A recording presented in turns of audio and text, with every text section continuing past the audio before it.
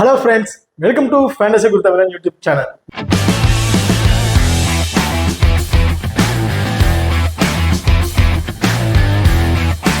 நீங்களும் நம்ம சேனலை சப்ஸ்கிரைப் பண்ணீங்கன்னா மறக்காம சப்ஸ்கிரைப் பண்ணிக்கங்க.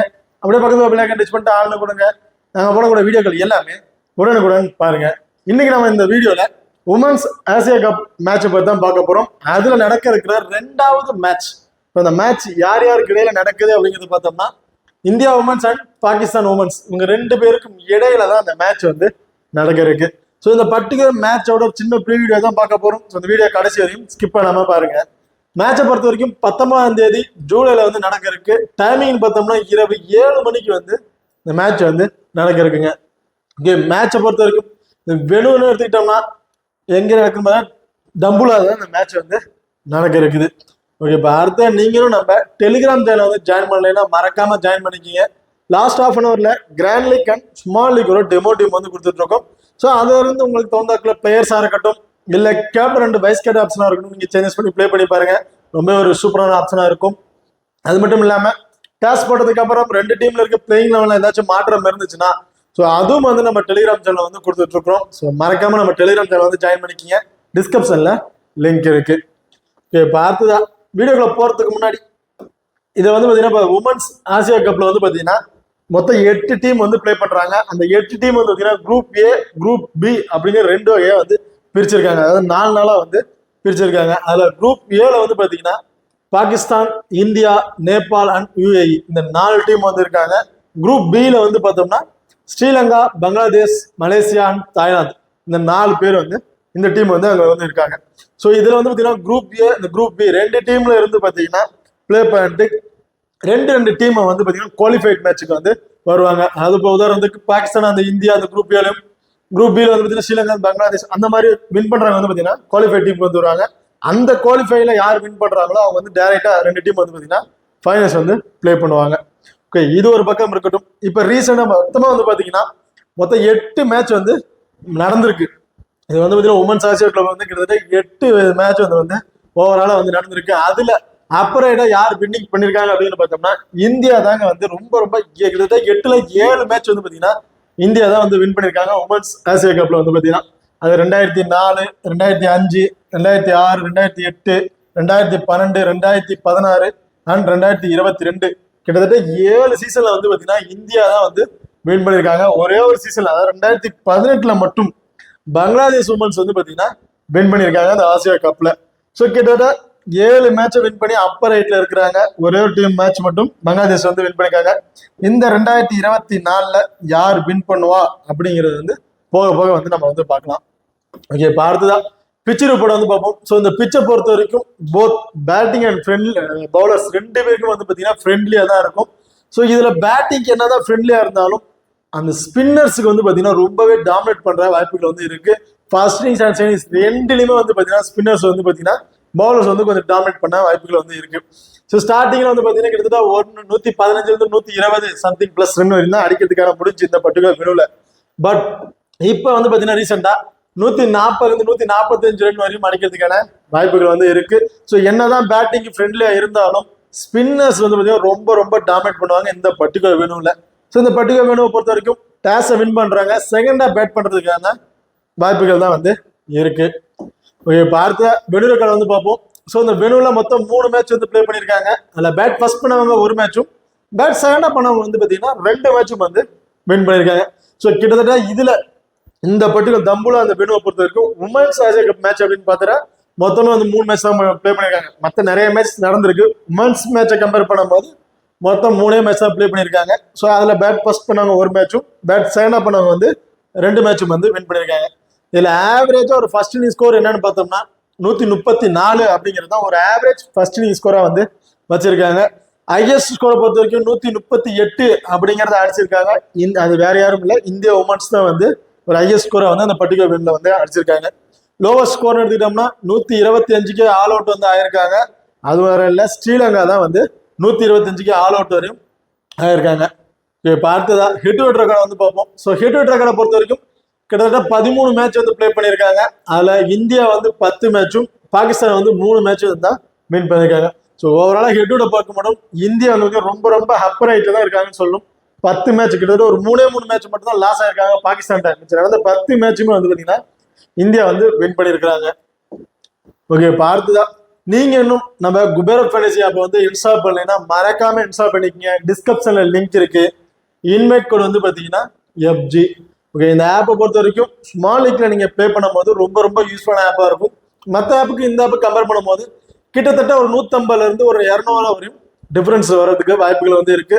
ஸோ மறக்காம நம்ம குபேரப் ஃபேண்டசி ஆப் வந்து இன்ஸ்டால் பண்ணிக்கங்க. டிஸ்கிரிப்ஷன்ல லிங்க் இருக்கு. இன்வைட் கோட் வந்து பாத்தீங்கன்னா FG.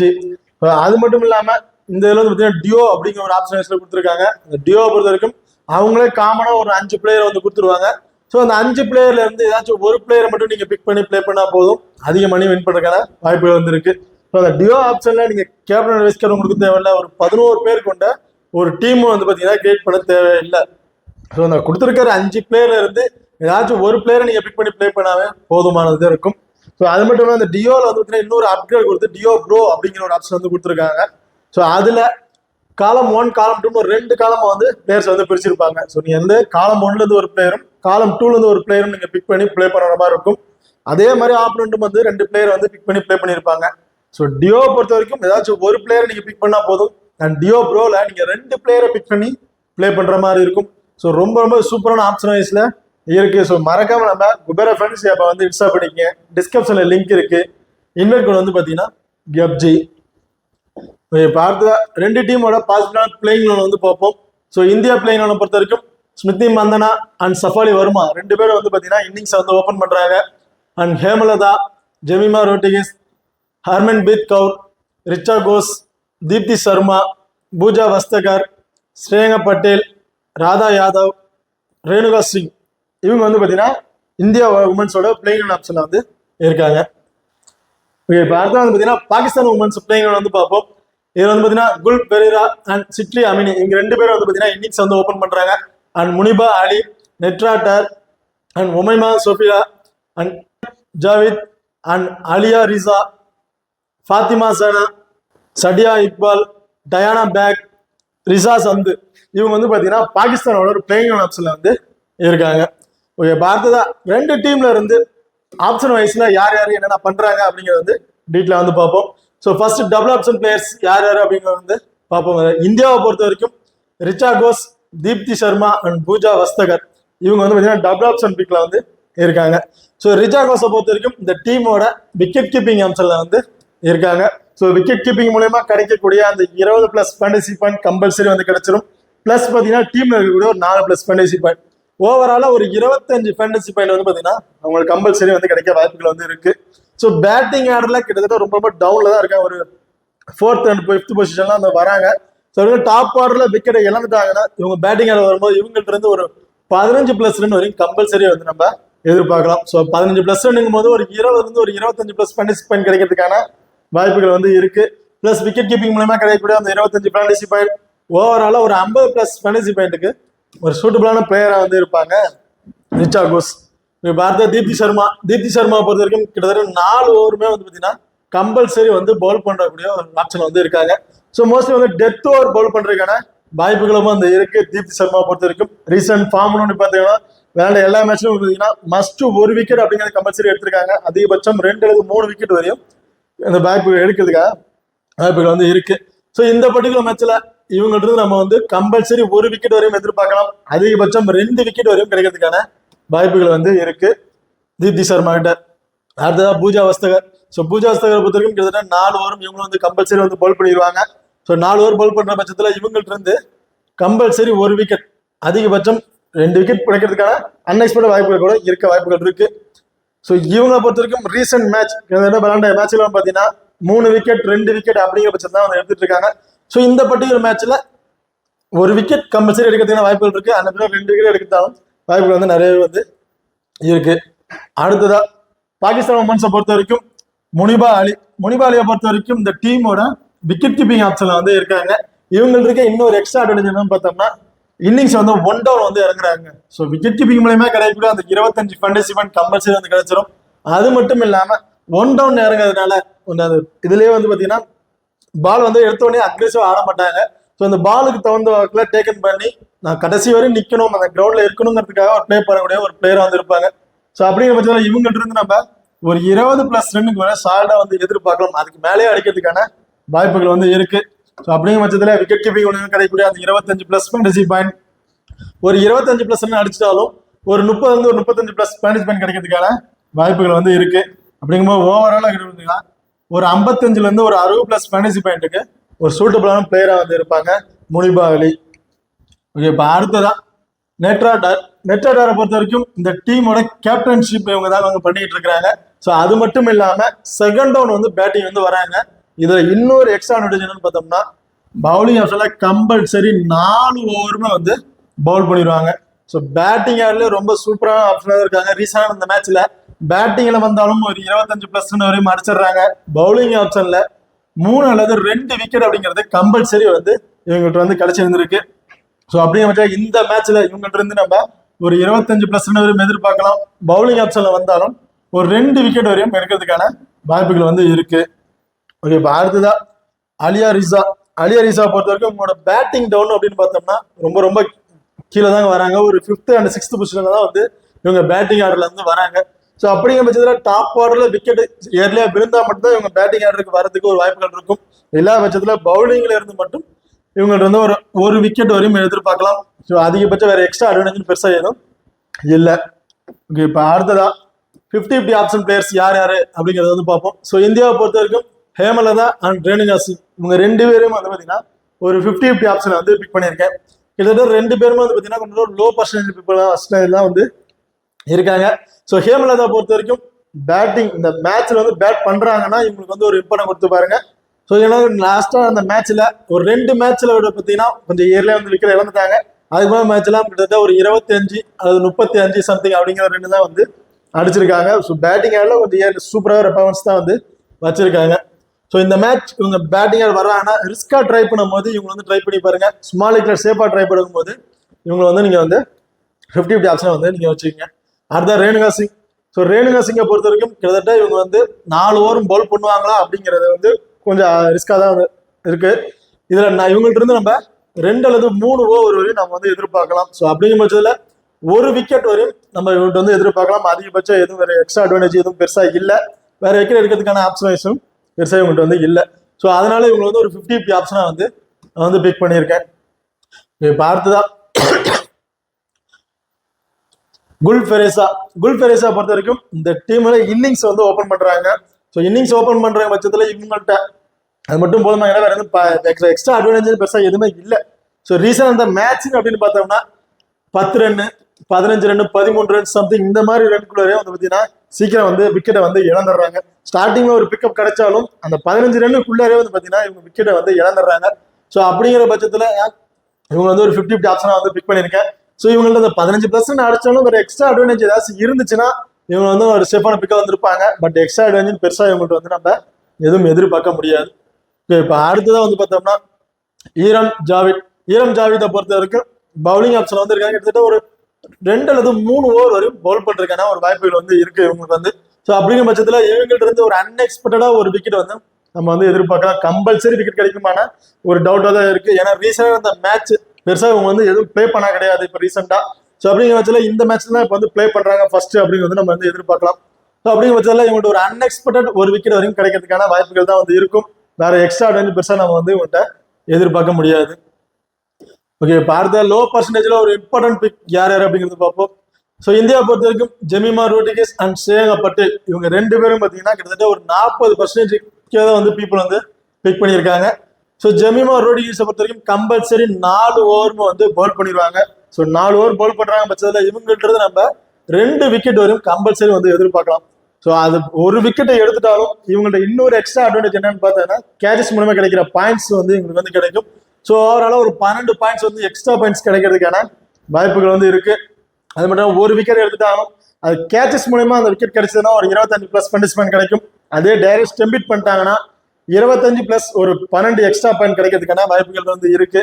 அப்படிங்கிற பட்சத்தில் ஒரு 37 ஃபேண்டசி பாயிண்ட் வந்து கிடைச்சிடும். அதாவது டைரக்ட் ஸ்டெம்பிட் பண்ணிட்டாங்கன்னா அதே கேச்சஸ் மூலயமா தான் அவங்க விக்கெட் வந்து எடுத்திருக்காங்க அப்படின்னு பட்சத்தில் ஒரு 25 ஃபேண்டசி பாயிண்ட் வந்து கிடைக்கிறதுக்கான வாய்ப்புகள் வந்து இருக்கு.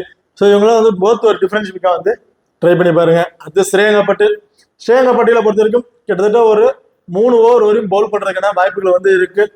ஸோ இப்போ ரீசனாக வந்து எல்லா மேட்ச்லும் வந்து பார்த்தீங்கன்னா மஸ்ட் ஒரு விக்கெட் அப்படிங்கிறத பதிவு பண்ணியிருக்காங்க. ஸோ இந்த மேட்ச்லும் வந்து ஒரு விக்கெட் வரையும் எடுக்கிறதுக்கான வாய்ப்புகள் இருக்கு. ஸோ கேச்சஸ் அன்எக்ஸ்பெக்டட் கேச்சஸ் பிடிக்கிறதுக்கான வாய்ப்புகள் வந்து இவங்களுக்கு வந்து இருக்கு. இப்போ அடுத்த பாகிஸ்தான் உமன்ஸை பொறுத்த வரைக்கும் முனிபா அலியை பொறுத்த வரைக்கும் இந்த டீமோட விக்கெட் கீப்பிங்ல இருக்காங்க, நான் ஆல்ரெடி சொல்லியிருப்பேன். ஸோ விக்கெட் கீப்பிங் மூலியமா கிடைக்கக்கூடிய அந்த பாயிண்ட்ஸும் வந்து கிடைச்சிடும். அண்ட் பேட்டிங் ஆடுற இன்னிங்ஸை வந்து செகண்ட் ஒன்று இறங்கிறதுனால அது மூலியமா கிடைக்கிற ஒரு 20 ஒரு 25 பேனிஷ்மெண்ட் வரையும் இவங்கள்ட்ட நம்ம வந்து எதிர்பார்க்கலாம். ஓகே, இப்போ அடுத்ததா நஸ்ரா சந்தை பொறுத்தவரைக்கும் கிட்டத்தட்ட 4 ஓவருமே பவுல் பண்ண வேண்டிய வாய்ப்புகள் வந்து இருக்கு. ஸோ 4 ஓவர் பவுல் பண்ணாங்க, கிட்டத்தட்ட டெத் ஓவர் பவுல் பண்றதுக்கான ஒரு வாய்ப்புகள் வந்து இருக்காங்க. ஸோ அப்படிங்கிற பட்சத்துல ஸ்டார்டிங் அந்த மிடில் ஓவர்ல ஒரு விக்கெட் வரை எடுத்துட்டாங்கன்னா டெத் ஓவர்ல ஒரு பவுல் பண்ற பட்சத்துல அந்த பேட்ஸ்மேன் வந்து ஸ்கோர் அடிக்கிறதுக்காக வந்து ஏர்லியா வந்து பேட்டர் வந்து ஸ்விங் பண்றதுக்கு ஒரு அன்எக்ஸ்பெக்டட் கேச்சஸ் இல்லை ஸ்டெம்பிட் பண்றதுக்கான வாய்ப்புகள் வந்து இருக்கு. ஸோ இவ்வளோ போத் ஒரு டிஃபரன்ஸ் வந்து ட்ரை பண்ணி பாருங்க. அடுத்த டயானா பேக்கை பொறுத்த வரைக்கும் ரீசனான அந்த எல்லா மேட்ச்லும் வந்து பார்த்தீங்கன்னா ரொம்ப ரொம்ப சூப்பரான பர்ஃபார்மன்ஸ் தான் பண்ணியிருக்காங்க. கிட்டத்தட்ட 3 விக்கெட் 2 விக்கெட் அப்படிங்கிற பேட்டர் தான் அவங்க இப்போ ரீசனாக அந்த மேட்ச்ல வந்து விக்கெட் வந்து இருந்திருக்கு. ஸோ இந்த பர்டிகுலர் மேட்ச்ல பவுல் ஃபர்ஸ்ட் பண்ணாங்கன்னா இவங்ககிட்ட இருந்து நம்ம 2 விக்கெட் வரையும் எதிர்பார்க்கலாம். அதே பவுல் செகண்ட் பண்ற பட்சத்துல 1 விக்கெட் கம்பல்சரி வரும் நம்ம அவங்கள்ட்ட வந்து எதிர்பார்க்கலாம். ஸோ இப்போ அடுத்ததா ஹை பர்சன்டேஜில் சேஃபான பிளேயர்ஸ் யார் அப்படிங்கிறத பார்ப்போம். ஸோ இந்தியாவை பொறுத்த வரைக்கும் ஸ்மிருதி மந்தனா, தீப்தி சர்மா, பூஜா வஸ்தகர் அண்ட் ராதா யாதவ் இவங்க கிட்டத்தட்ட ஒரு 75% மேலே வந்து பார்த்தீங்கன்னா பீப்புள்ஸ் வந்து பிக் பண்ணியிருக்காங்க. ஸோ ஸ்மிருதி மந்தனாவை பொறுத்த வரைக்கும் ரீசெண்ட் மேட்ச்ல ரொம்ப ரொம்ப சூப்பரான பர்ஃபார்மன்ஸ் தான் பண்ணிட்டு இருக்காங்க. மினிமம் இவங்க பேட்ல இருந்து ஒரு 25 ஒரு 30+ ரன் வரைக்கும் கம்பல்சரி வந்து எதிர்பார்க்க. அதே பர்ஃபார்மன்ஸ் தான் ரீசெண்ட் எல்லா மேட்ச்லுமே ரொம்பவே சூப்பராக பர்ஃபார்மன்ஸ் பண்ணிட்டு இருந்திருக்காங்க. ஸோ அப்படிங்கிற பட்சத்தில் இந்த பர்டிகுலர் மேட்ச்ல ஒரு 25+ ரன் வரையும் கம்பல்சரி வந்து எதிர்பார்க்கலாம். அது இவங்கள்ட்ட இருக்க ஒரு மைனஸ் என்னன்னா கொஞ்சம் ஸ்பின்னர்ஸ் வந்து கொஞ்சம் ஸ்ட்ரகிள் ஆகிறாங்க. அப்படிங்கிற பட்சத்தில் இவங்க வந்து செகண்டா பேட் பண்ணும்போது இவங்களுக்கு வந்து ஒரு இம்பார்ட்டன் கொடுத்து பாருங்க. ஃபர்ஸ்ட் பேட் பண்றாங்கன்னா இதை பொறுத்த வரைக்கும் ஒரு 50 ஆப்ஷனை கூட நீங்க ட்ரை பண்ணிக்கங்க. அடுத்த தீப்தி சர்மா வந்து ஆல்ரெடி சொல்லியிருப்பேன், கிட்டத்தட்ட 4 ஓவர் வந்து பவுல் பண்றாங்க. அது மட்டும் இல்லாம டெத் ஓவர்ல பவுல் பண்றதுனால கம்பல்சரி இவங்களுக்கு வந்து 1 அல்லது 2 விக்கெட் வரையும் கிடைக்கிறதுக்கான வாய்ப்புகள் வந்து இருக்கு. அண்ட் பூஜா வஸ்தகர் போத் 2 இன்னிங்ஸும் ஃபர்ஸ்ட் பவுல் பண்ணாலும் சரி செகண்ட் பவுல் பண்ணாலும் சரி ஒரு இம்பார்ட்டன் கொடுத்து பாருங்க. ரொம்பவே சூப்பரான பிக்கா வந்து இருக்கும். அண்ட் ராதா யாதவ் தான் செகண்டா பவுல் பண்றாங்கன்னா இவங்க வந்து நம்ம 1 விக்கெட் வரையும் எதிர்பார்க்கலாம். ஃபர்ஸ்ட் பவுல் பண்றாங்கன்னா 2 விக்கெட் வரையும் கம்பல்சரி வந்து நம்ம இவங்கள்ட்ட வந்து எதிர்பார்க்கலாம். பாகிஸ்தான் உமன்ஸை பொறுத்த வரைக்கும் சடியா இக்பாலை பொறுத்த வரைக்கும் கிட்டத்தட்ட 4 ஓவருமே வந்து கம்பல்சரி வந்து பவுல் பண்ணிடுவாங்க. ஸோ பேட்டிங் ஆர்டருக்கு வருவாங்களான்னு கொஞ்சம் டவுட் தான். ஸோ டாப் ஆர்டர்ல கிட்டத்தட்ட 7 விக்கெட் வரையும் இருந்தால் மட்டும் இவங்க பேட்டிங் ஆர்டருக்கு வர முடியும். ஸோ அப்படிங்கிறதுல பவுலிங்ல இருந்து மட்டும் இவங்கள்ட்ட இருந்து போத் 2 இன்னிங்ஸும் சேர்த்து 1 விக்கெட் வரையும் கம்பல்சரி வந்து எதிர்பார்க்கலாம். அண்ட் எக்ஸ்ட்ரா கிடைக்கக்கூடிய பாயிண்ட்ஸும் வந்து பார்த்தீங்கன்னா இவங்களுக்கு வந்து கிடைக்க வாய்ப்புகள் வந்து இருக்கு. இப்போ அடுத்ததான் நைடாடரை பொறுத்த வரைக்கும் ஆல்ரெடி சொல்லியிருப்பேன், இன்னிங்ஸ் வந்து 7 வந்து இறங்குறாங்க. அது மட்டும் இல்லாம 4 ஓவரும் வந்து கம்பல்சரி வந்து பவுல் பண்றாங்க. ஸோ அப்படிங்கிற பட்சத்துல இவங்க 1 அல்லது 2 விக்கெட் வரையும் கிடைக்கிறதுக்கான வாய்ப்புகள் வந்து இருக்கு. போத் நீங்க ஸ்மால் லீக்ல ட்ரை பண்ணும்போது இவங்க வந்து கேப்டனைஸ் கூட ட்ரை பண்ணி பாருங்க. அடுத்ததா ஃபாத்திமா சனாவை பொறுத்த வரைக்கும் கிட்டத்தட்ட இவங்க சேம் தான் 4 ஓவரும் பவுல் பண்றதுக்கான வாய்ப்புகள் வந்து இருக்கு. அப்படி 4 ஓவர் பவுல் பண்ற பட்சத்துல இவங்கள்ட்ட இருந்து 1 விக்கெட் கம்பல்சரி வந்து எதிர்பார்க்கலாங்க. அதாவது போத் இன்னிங்ஸ் ஃபர்ஸ்ட் பவுல் பண்ணாலும் சரி செகண்ட் பவுல் பண்ணாலும் சரி 1 விக்கெட் வரையும் கம்பல்சரி வந்து எதிர்பார்க்கலாம். அது இவங்கள்ட்ட வேற எக்ஸ்ட்ரா அட்வான்டேஜ் பார்த்தீங்கன்னா ஒரு அன்எக்ஸ்பெக்டட் கேச்சஸ் பிடிக்கிறதுக்கான வாய்ப்புகள் மட்டும் தான் இருக்க வாய்ப்பு இருக்கு. கம்பல்சரி அந்த எக்ஸ்ட்ரா கிடைக்கிற பாயிண்ட்ஸ் இருக்குமான்னு கேட்டா அது கொஸ்டின் மார்க்காக தான் வந்து இருக்கு. ஓகே, இப்போ அடுத்ததா விக்கெட் கீப்பிங் ஆப்ஷன்ல சேஃபான ஆப்ஷன் யாருன்னு கேட்டீங்கன்னா என்னை பொறுத்த வரைக்கும் முனிபா அலி இவங்க வந்து ஒரு சேஃபான பிக்கா வந்து சொல்லியிருப்பேன். ஏன்னு கேட்டீங்கன்னா இவங்க வந்து பார்த்தீங்கன்னா இன்னிங்ஸை வந்து 1 டவுன் வந்து இறங்குறாங்க. ஸோ இன்னிங்ஸ் 1 டவுன் இறங்குற பட்சத்தில் இவங்க வந்து பேட்டிங்ல இருந்து ஒரு 20 ஒரு 25+ ரன் வரையும் எதிர்பார்க்கலாம். அண்ட் விக்கெட் கீப்பிங் மூலமா கிடைக்கக்கூடிய அந்த பாயிண்ட்ஸும் வந்து கம்பல்சரி வந்து கிடைச்சிடும். ஸோ ரிச்சா கோஸை பொறுத்த வரைக்கும் நீங்க ரிஸ்கா ட்ரை பண்ணும்போது 1 or 2 டீம்ல வந்து பார்த்தீங்கன்னா சேஞ்சஸ் பண்ணி ப்ளே பண்ணி பாருங்க. ஓகே, இப்போ அடுத்ததா கேப்டன் அண்ட் வைஸ் கேப்டன் ஆப்ஷனை யார் கொடுக்கலாம் அப்படிங்கிறது வந்து பார்ப்போம். ஸோ நீங்க வந்து ஸ்மால் லீக்ல ட்ரை பண்ணும்போது ஸ்மிருதி மந்தனா, தீப்தி சர்மா, நைடர் இவங்க கிட்டத்தட்ட இந்த 3 பேர்ல இருந்து 2 பேருக்கு வந்து கேப்டன் அந்த வைஸ் கேப்டன் ஆப்ஷன் கொடுத்து ட்ரை பண்ணி பாருங்க. ஒரு ஸ்மால் லீக்ல ட்ரை பண்ணும்போது ஒரு சேஃபான ஆப்ஷனா வந்து இருக்கும். அதே ரிஸ்கா ட்ரை பண்றேன் கிராண்ட் லீக்ல ட்ரை பண்றாங்க பட்சத்துல சஃபாலி வர்மா, பூஜா வஸ்தகர், ராதா யாதவ், சிட்ரா அமீன் அண்ட் ஃபாத்திமா சனா, சடியா இக்பால். இந்த பர்டிகுலர் பிளேயர்ஸ்ல இருந்து யாராவது 2 பிளேயருக்கு கேப்டன் வைஸ் கேப்டன் ஆப்ஷன் கொடுத்து ட்ரை பண்ணி பாருங்க. ரிஸ்கா ட்ரை பண்ணும்போது கிராண்ட் லீக் டைம்ல ஒரு ஷூட் ஆஃப் ஆப்ஷனா வந்து இருப்பாங்க. இப்போ அடுத்ததான் grand league and small league ஒரு டெமோ டீம் வந்து பார்ப்போம். ஸோ கிராண்ட் லீக் டீமை பொறுத்த வரைக்கும் விக்கெட் கீப்பிங் ஆப்ஷன்ல அலி அண்ட் ரிச்சா கோஸ், பேட்டிங் ஆர்டர்ல ஹர்மன்பீட் கவுர், ஜெமிமா ருட்டிகேஸ் அண்ட் ஃபெரிசா. ஆல்ரவுண்டை பொறுத்த வரைக்கும் நைடர், தீப்தி சர்மா, ஜனா அண்ட் பூஜா வஸ்தகர். பவுலிங் ஆப்ஷன்ல ரேணுகா சிங் தாகூர் அண்ட் பிக் பண்ணியிருக்கோம். ஸோ இந்த பர்டிகுலர் டீமுக்கு வந்து பார்த்தீங்கன்னா ஒரு ரிஸ்கா கேப்டன் வைஸ் கேப்டன் கொடுக்குன்னு நினைச்சீங்கன்னா சனாக்கு ஒரு கேப்டன் வந்து வைஸ் கேப்டன் ஆப்ஷன் கொடுத்து ட்ரை பண்ணி பாருங்க. அண்ட் ரோடிகோஸ்க்கு ஒரு vice captain option, Harmanpreet Kaur கூட ஒரு கேப்டன் வந்து வைஸ் கேப்டன் ஆப்ஷன் கொடுத்து ட்ரை பண்ணி பாருங்க. ஓகே, அடுத்த ஸ்மால் லீக் டீமை பொறுத்த வரைக்கும் விக்கெட் கீப்பிங் ஆப்ஷன்ல நம்ம அலி அண்ட் ரிச்சா கோஸ், பேட்டிங் ஆர்டர்ல ஸ்மிருதி மந்தனா, அமினே அண்ட் சஃபாலி வர்மா. ஆல்ரவுண்டை பொறுத்த வரைக்கும் தீப்தி சர்மா, நைடர், பூஜா வஸ்தகர், சனா. பவுலிங் ஆப்ஷன்ல இக்பால் அண்ட் ராதா யாதவ் இவங்களை வந்து பிக் பண்ணியிருக்கோம். ஸோ இந்த பர்டிகுலர் டீமுக்கு தீப்தி சர்மா அண்ட் நைடர் இவங்க 2 பேருக்கு கேப்டன் வைஸ் கேப்டன் ஆப்ஷன் கொடுத்து ட்ரை பண்ணி பாருங்க. இல்ல வேற ஒரு ஆப்ஷன் தேவைப்பட்டுச்சுன்னா ஸ்மிருதி மந்தனா கூட ஒரு வைஸ் கேப்டன் ஆப்ஷன் கொடுத்து நீங்க ட்ரை பண்ணி பார்க்கலாம். இல்லைன்னா சஃபாலி வர்மா அல்லது ராதா யாதவ் கூட ஒரு வைஸ் கேப்டன் ஆப்ஷன் கொடுத்து ட்ரை பண்ணி பாருங்க. ஓகே, இந்த வீடியோ வந்து உங்களுக்கு பிடிச்சிருக்கும் நம்புறோம். ஸோ இந்த வீடியோ பிடிச்சிருந்தா மறக்காம லைக் பண்ணுங்க, ஷேர் பண்ணுங்க, சப்ஸ்கிரைப் பண்ணுங்க. இந்த வீடியோவை பத்தி கருத்துக்கள் இருந்தா மறக்காம கமெண்ட் பண்ணுங்க. தேங்க்யூ.